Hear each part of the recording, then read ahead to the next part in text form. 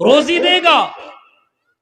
जब अल्लाह समंदर की मछलियों को, जी एक एक मछली इतनी बड़ी बड़ी है जो हजार किलो गोश्त खा जाया करती है, जब अल्लाह तबारक व ताला ऐसे मछलियों को रोजी रोटी फराहम कर सकता है, तो मेरे भाइयों क्या अल्लाह तबारक व ताला तुम्हें 2 रोटी नहीं दे सकता है? क्या तुम्हारी जिंदगी को अल्लाह ताला गुजारने के लिए काफी नहीं है? हालांकि अल्लाह तबारक व ताला ने तुम्हारे रोजी रोटी का बाकायदा जिम्मा ले लिया है। और अल्लाह तबारक व ताला इतना भी फरमाता है, ओ मेरे बंदो, तुम अपने बच्चों को रहमे मादर में मत मारो, अपने बच्चों को खिलाने पिलाने के डर की वजह से कत्ल मत करो। ला तक़्तुलू अनफुसकुम मिन इमलाक, नहनु ला तक़्तुलू, ऐ लोगों तुम कत्ल मत करो, मिन इमलाक, खिलाने पिलाने के डर की वजह से अपने बच्चों को रहमे मादर में मत मारो। आज बहुत से लोग ऐसे भी हैं जिनके यहाँ 2 औलादें हैं, बेटा बेटी हो गया तो बाकायदा वो समझते हैं बस बच्चेदानी को खत्म कर दो, अब कौन खिलाएगा कौन पिलाएगा। अपने बच्चों को मारने वालों, ये बहुत बड़ा पाप है। खिलाने और पिलाने के डर के वजह से कत्ल मत करो। अल्लाह ऐलान करके कहता है, नहनु नरज़ुकुकुम वइय्याहुम, ऐ मेरे बंदो हम तुम्हें रोजी देंगे और आने वाली तुम्हारी औलाद को रोजी रोटी देने वाले हमें। अपने बच्चे को कत्ल मत करो, अपने बच्चे को मत मारो, अपने बच्चे को कत्ल करने की जरूरत नहीं है। हम तुम्हें रोजी देंगे और हम तुम्हारी औलाद को हम ही रोजी देंगे। लेकिन आज ये भी अकीदा खत्म है। बहुत से लोगों को देखिए, कौन खिलाएगा कौन पिलाएगा, कौन शादी ब्याह करेगा। हाँ, भरोसा नहीं अल्लाह की जात के ऊपर। मेरे भाइयों, ईमान की कमी है, ईमान की कमी है। जरा गौर कीजिए मेरे भाइयों, सुकून चाहिए, आराम चाहिए तो ईमान वाले बनो, अपने जिंदगी में शिर्क मत करो। जब अल्लाह ताला 18,000 मखलूकात को जब अल्लाह रब्बुल आलमीन रोजी रोटी दे सकता है, 18,000 गालिबन, और उससे ज्यादा मखलूकात को जब अल्लाह ताला रोजी रोटी देने का मालिक है, दे सकता है, तो आपको भी रोजी रोटी अल्लाह तबारक व ताला देगा। मेरे भाइयों, आपके अंदर ईमान की कमी कहां से लगी? हजरत मरियम अलैहिस्सलाम ने इसी वजह से अपने बेटे से कहा था, मेरे बेटे सुनो, आई मेरे बेटे सुनो, वइज़ क़ाल लुक़मान लिब्निही व हुवा यइज़ुहु या बुनय्या ला तुशरिक बिल्लाह।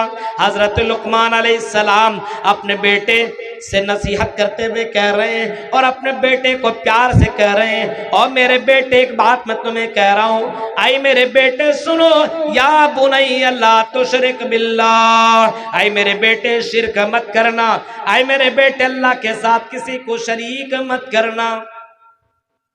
इन्ना शिर्क लज़ुल्मुन अज़ीम, आई मेरे बेटे शिर्क बहुत ही बड़ा जुल्म है, बहुत ही बड़ा पाप है।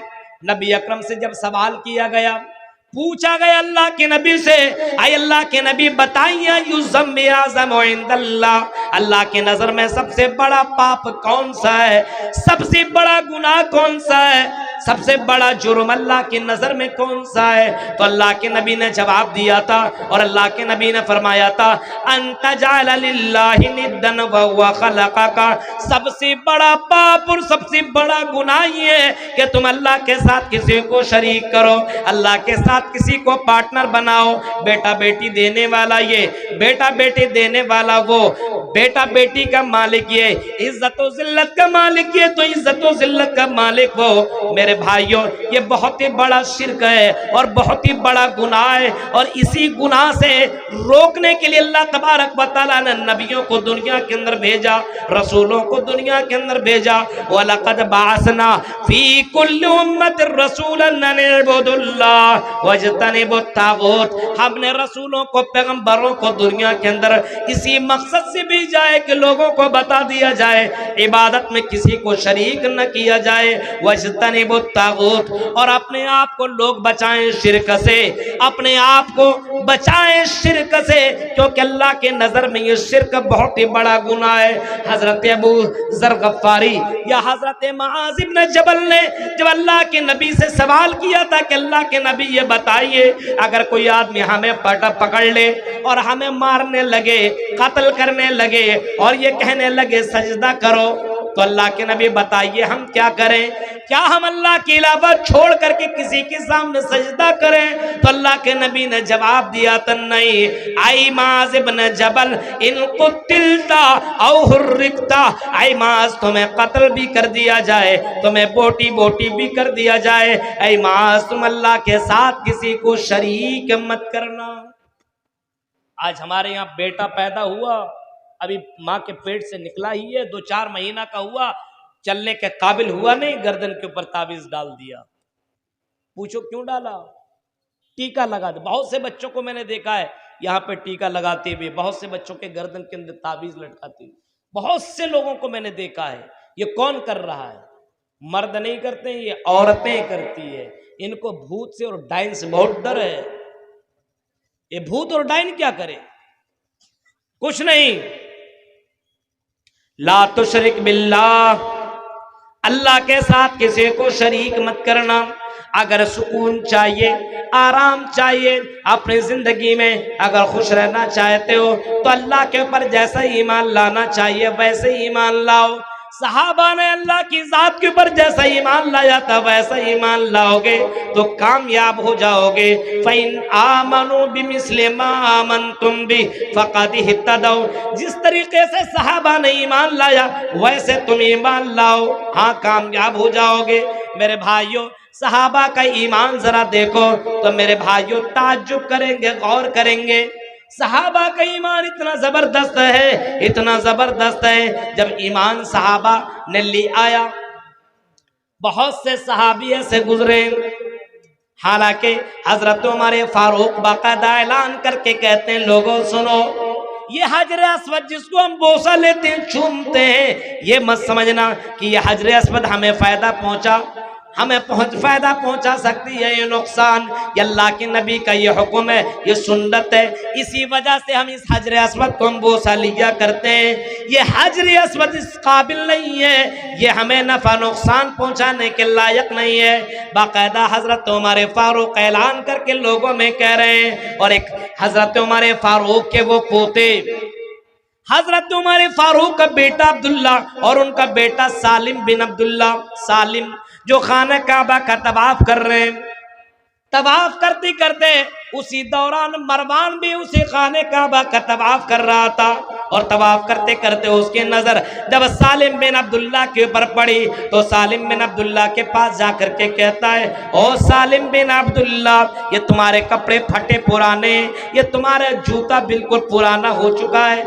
आई सालिम बताओ, सलनी हाजा, आई सालिम अगर कोई जरूरत है तो बोलो, मैं तुम्हारी जरूरत पूरी कर सकता हूँ, मैं तुमको दे सकता हूँ, मुझसे मांग लो। हजरत सालिम कहते अरे अल्लाह के घर में हूं, तुमसे मांग लूं? मुझे शर्म आ रही है।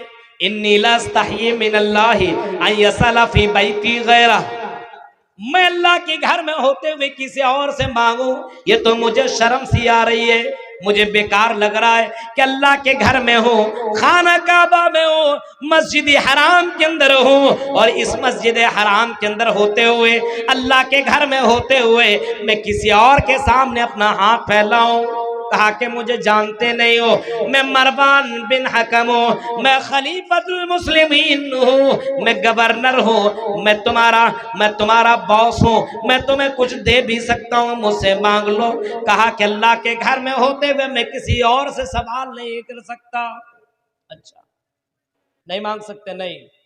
अब जैसे खाना काबा से निकले, अब गेट में मिल गई, यहाँ मांगो। आई सालिम, यहां मांगो, यहां तो ये तो अल्लाह का घर नहीं है, ये तो तुम अल्लाह के घर से निकल चुके हो, अब बोलो क्या तुम्हें चाहिए। सालिम मेरा अब्दुल्ला जवाब देते, क्या दे सकते हो? क्या दे सकता हूं? दुनिया की जरूरतें पूरा कर सकता हूं, आखिरत की जरूरत तो नहीं पूरा कर सकता हूं। हजरत सालिम कहते हैं, आई मरवान, मैंने दुनिया की जरूरतें तो अल्लाह से भी नहीं मांगी, मैंने मांगी अल्लाह ताला से तो मैंने आखिरत मांगी है। अगर तुम मुझे आखिरत दे सकते हो तो बताओ, अगर आखिरत में कुछ काम आ सकते हो तो बोलो। उसने कहा कि नहीं, मैं तुम्हें आखिरत में कुछ भी काम नहीं आ सकता।